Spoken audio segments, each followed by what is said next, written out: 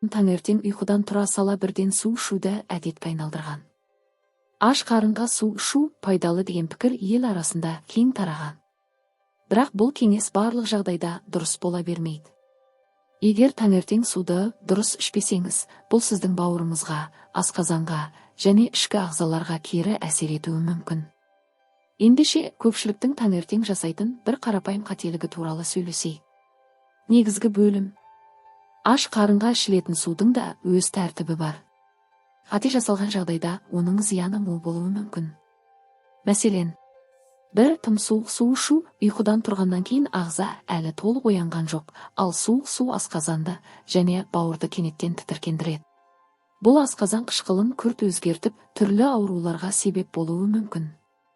Екі көп мөлшерде су ішу, таңертең көп су ішіп жіберу ағзаға артық күш түсіреді.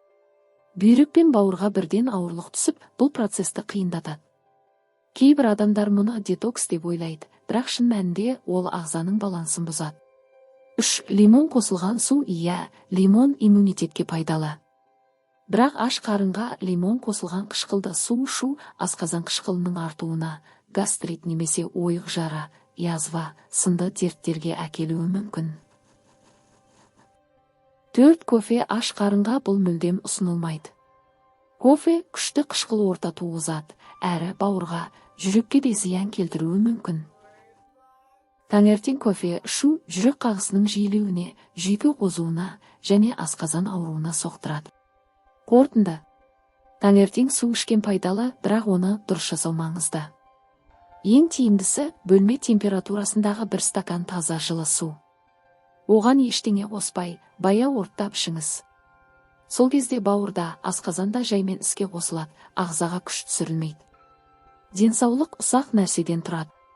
1 стакан судың өзі зиянды не пайдалы болуы мүмкін. Сондықтан бұл ақпаратпен бөлісіңіз, мүмкін біреудің денсаулығын сақтап қаласыз.